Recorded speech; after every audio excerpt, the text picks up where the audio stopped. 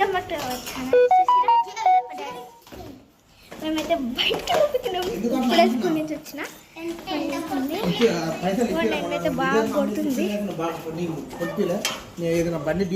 నేనైతే బయటకు వెళ్తున్నా.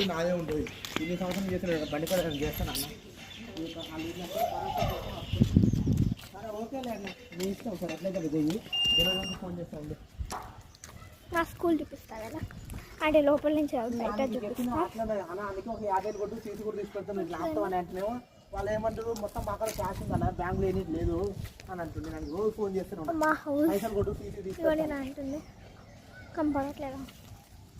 సరే వెళ్ళేటప్పుడు పొద్దున పెట్టుకుందాం. Bye bye.